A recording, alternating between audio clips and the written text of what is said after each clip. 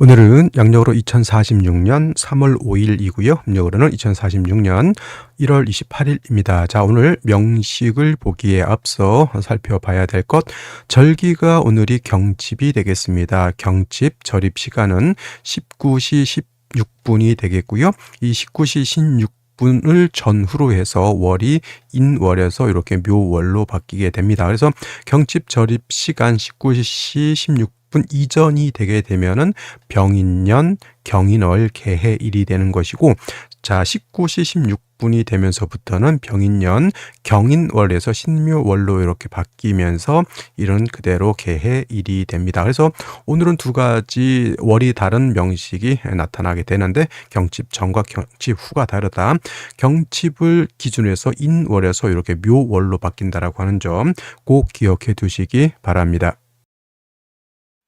자, 이것은 24절기를 이렇게 표현해 봤는데요. 저 위에 이렇게 2월, 3월, 4월, 5월, 6월, 7월, 그다음에 8, 9, 10월, 11월, 12월, 1월 이렇게 월을 표현한 것은 우리가 흔히 말하는 음력이 아니라 양력으로서 월을 이렇게 표현해 놓은 것이고, 그 밑에 인월, 묘월, 진월, 그다음에 4월, 5월, 미월, 신월, 6월, 술월, 그다음에 해월, 자월, 축월이라고 하는 것은 이거는 이제 명리학에서는 월을 표현할 때 이렇게 2월, 3월, 4월, 5월, 6월, 7월, 8, 9, 10월, 11, 12, 1월 이렇게 표현하는 것이 아니라 지지, 시비, 지지, 자축, 임묘, 진사오미, 신유술해를 가지고 월을 표현합니다. 대체적으로 이 월은 인월로서 우리가 정월이라고 표현을 많이 하고요. 3월은 묘월, 그 다음에 4월은 진월 이렇게 표현합니다. 그래서 인묘진월이라고 하는 3개월은 춘절, 봄이면서 모기 왕한 계절로 이렇게 표현을 하고요. 그 다음에 5월은 4월, 6월은 5월, 7월은 미월이라고 해서 4, 5, 미월은 계절은 하절, 여름이면서 화가 왕한 계절 이렇게 표현을 합니다. 그리고 8월은 신월, 9월은 유월, 그 다음에 10월은 술월이라고 해서 신월, 유월, 술월 3개월은 가을이면서 금이 왕한 계절 이렇게 표현을 합니다. 그리고 11월은 해월, 12월은 자월, 1월은 축월이라고 해서 해월, 자월, 축월의 3개월은 계절은 동절, 즉 겨울이면서 수가 왕한 계절 이렇게 표현을 합니다. 그래서 임묘질은 목이 왕한 봄, 사오밀은 화가 왕한 여름, 신유술은 금이 왕한 가을, 해자축은 수가 왕한 겨울 이렇게 표현하게 되면은 토가 없습니다. 목화 금수밖에 없는데 그러면 토는 어디에 있을까요? 라고 했을 때 토라고 하는 것은 사계월로 표현합니다. 사계월이라고 하는 것은 그 계절의 끝에 있다라고 보는 것이죠. 그래서 인묘진의 진월하고 사오미의 미월하고 신유술의 술월하고 해자축의 축월을 이렇게 모아서 보게 되면은 진술충미 월이 되는데, 진월은 봄의 끝이 되는 것이고, 미는 여름의 끝이 되는 것이고, 술은 가을의 끝이 되는 것이고, 축은 겨울의 끝이 된다라고 해서 진술충미 월은 사계월이라고 표현하면서 이때가 계절적으로는 환절기가 되죠. 진월은 봄에서 여름으로 가는 환절기, 미월이라고 하는 것은 여름에서 가을로 가는 환절기, 술월은 가을에서 겨울로 가는 환절기, 그 다음에 축월은 겨울에서 봄으로 가는 환절기가 되면서 이 바로 진술충미월이 오행으로 보게 되면은 토가 왕한 계절이다. 그런데 진월도 토가 왕한 계절, 미월도 토가 왕한 계절, 다음으로 술월도 토가 왕한 계절, 축월도 토가 왕한 계절이긴 하지만 그 토마다 특성이 조금 다르다라고 보죠. 진월은 임묘진 봄의 토로서 목의 기운을 가지고 있는 토가 되는 것이고, 미월의 밑토는 뜨거운 열기를 가지고 있는, 마치 사하라 사막 같은 그런 뜨거운 열기를 가지고 있는 그런 토가 되는 것이고, 술월은 조금 기운은 하강하면서 매우 건조한 사풍이 부는 그러한 토가 되는 것이고, 축월은 겨울이잖아요. 그래서 축월은 우리가 쉽게 말하면 언 땅, 그죠? 동토와 같은 그런 토가 되는 것이다. 그래서 같은 토이긴 하지만 진월의 토, 미월의 토, 술월의 토, 축월의 토가 다르다라고 하는 점을 꼭 기억해 두시고요. 그 다음에 이제 인월, 묘월, 진월, 4월, 5월, 미월, 그 다음에 신유술월, 해자축월 이렇게 있는데, 그럼 인월의 시작은 언제일까? 2월을 인월로 표현하다 보니까 2월 1일이 1월의 시작, 3월 1일이 묘월의 시작, 4월 1일이 진월의 시작 등등등등 이렇게 이렇게 알고 계시는 분들도 있고, 이것이 월이 어떻게 시작되는지를 모르시는 분들도 있습니다. 근데 명리학에서 월의 시작은, 특히나 이제 인월의 시작, 묘월의 시작, 진월의 시작은 절기를 기준으로 한다, 이렇게 알아두셔야 됩니다. 그래서 인월이 시작하기 위해서는 입춘이 되어야 되는 것이고, 묘월이 되기 위해서는 경칩이 되어야 되는 것이고, 진월이 되기 위해서는 청명이 되어야 된다. 그리고 4월은 입하가 되어야 되는 것이고, 5월은 망종이 되어야 되는 것이고, 미월은 소서가 되어야지만 월이 이렇게 바뀌게 된다. 그리고 미월에서 신월로 넘어갈 때는 어떻게 입추가 되어야 되는 것이고,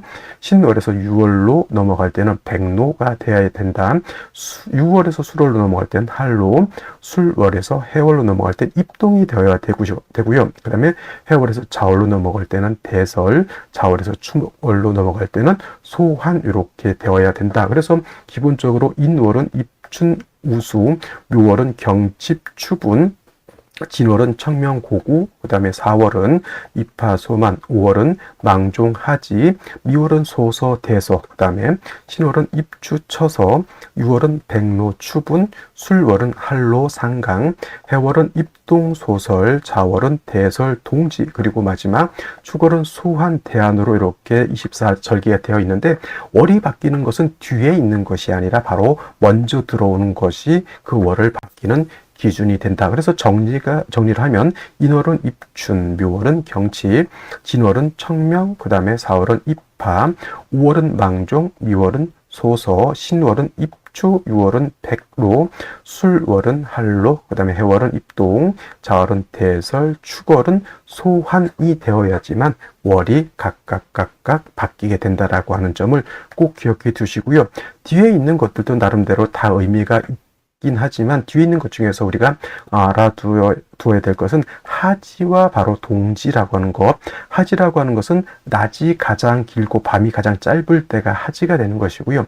동지는 반대로 밤이 가장 길고 낮이 가장 짧죠. 그래서 하지는 양이 가장 극성한 때, 음이 가장 약할 때가 되는 것이고, 동지는 음이 가장 강할 때, 양이 가장 약할 때가 된다. 이렇게 기억을 해 두시면 되겠습니다. 그래서 동지가 음이 가장 짧을 때, 동지가 지나면서 다시 양이 짧을 때, 양이 다시 이렇게 점점 강해지는 것이고, 반대로 하지 때는 양이 가장 강하고 음이 가장 짧을 때, 하지가 지나면서부터는 음이 커지면서 양은 점점 줄어든다, 이렇게 보면 되겠습니다. 그래서 동지 때 같은 경우 동지 팥죽을 해먹는 것이 이제 한 해의 일양이 희생하는 지점이 바로 이 동지가 되기 때문에 그렇고요. 하지는 양이 가장 강할 때 일음이 희생하는 지점이 바로 이 하지가 되겠습니다. 그래서 하지와 동지는 기억을 해 두시고, 그 다음에 각각 월마다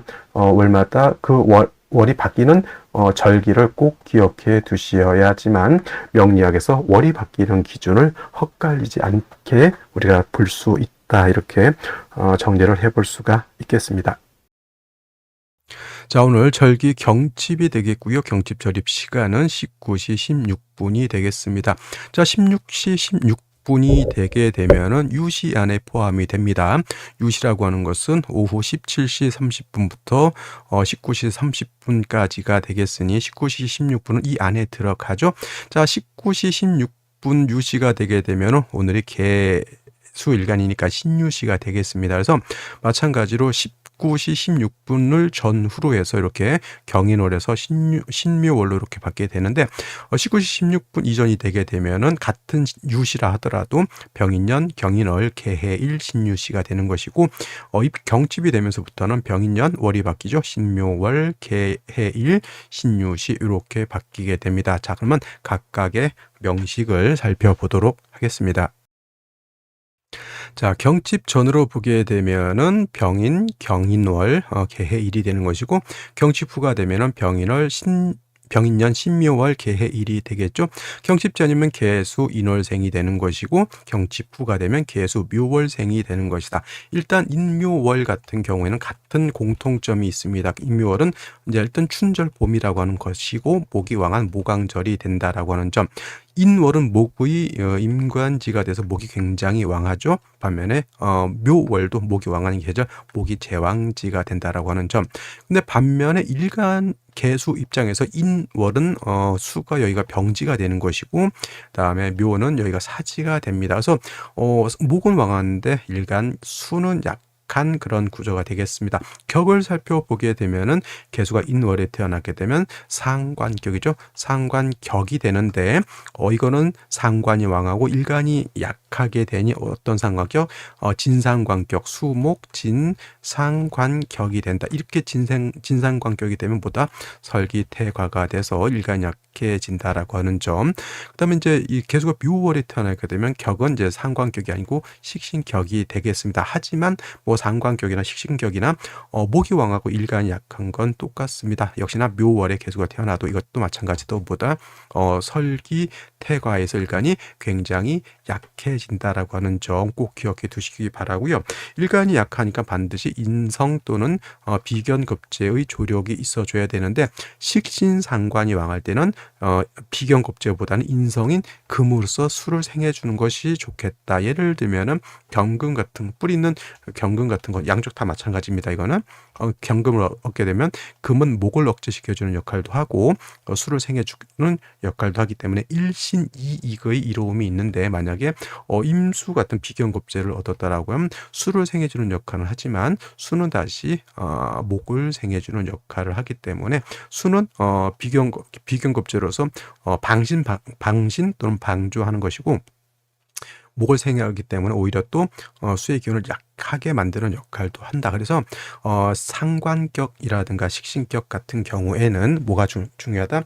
비견급제로서 보다는 이렇게 인성인 금이 있어서 일간을 도와주는 것을 좋아한다. 이렇게 기억해 두시면 좋겠고요. 자, 경칩전으로 봤을 때 연지에 인목이 있습니다. 상관이 왕한 계절에 다시 상관을 얻어서 일간은 더 약해지게 되고요. 그 다음에 병화가 여기에 투출되어 있으니 얘는 좀 격이 좀 달라질 수 있겠죠. 인중병화 투출되어 있기 때문에 이건 정제격이 될 수가 있겠다라고 하는 점. 만약에 생시가 갑인시가 되는 경우에는 원한적으로 수목진상관격에 상관생제가 되는데 이 상관생제가 되기 위해서는 일간의 뿌리를 얻는 것이 그만큼 중요하다라고 볼 수가 있겠습니다. 다행스럽게 일지에서 해수를 얻었습니다. 물론 이것이 인해합 이 되기 때문에 수의 기운이 많이 약해지는 것은 어쩔 수 없겠지만 그렇다고 해서 개수가 일지는 해의 뿌리를 못 두는 것은 결코 아니죠. 아무리 이렇게 인해한목이 된다 하더라도 개수의 기운, 해수의 기운이 좀 약해질 수는 있을지언정 완전히 해수가 목이 되는 것은 아니기 때문에 개수가 여기 뿌리를 둘 수 있다라고 하는 점. 월간의 경금이 있어서 수를 생해주면 좋은데 병화가 투출돼서 경금을 이렇게 억제시켜 주는 것, 극해하기 있기 때문에 경금이 마음 놓고 수를 생하기는 좀 어렵겠다라고 하는 점까지 살펴보시면 되겠고요. 그다음에 이제 경칩 후가 됐을 때 식신격이라고 말씀드렸죠. 이거 병화가 투출됐다라고 해서 정제격으로 보지는 않습니다. 왜냐하면 아무리 인해 병화가 뿌리를 둔다 하더라도 우리가 격을 논할 때는 원령을 가지고 격을 논하는 것이지 연지에 뿌리를 둔 병화를 가지고 격을 잡지는 않는다. 그래서 이거는 그냥 식신격에 연지에 있는 인목을 또 봤기 때문에 이거는 거의 식신격이긴 하지만 설기가 굉장히 강해져 있고요. 그다음에 병화까지 이렇게 투출되어 있기 때문에 조금 조열해질 수도 있는 그런 상황인데, 자, 월간에 이렇게 신금이죠. 얘는 경금은 화극금, 얘가 이렇게 극해버리지만은 여기 있는 신금은 병화하고 뭐가 되죠? 서로 상합이 되죠.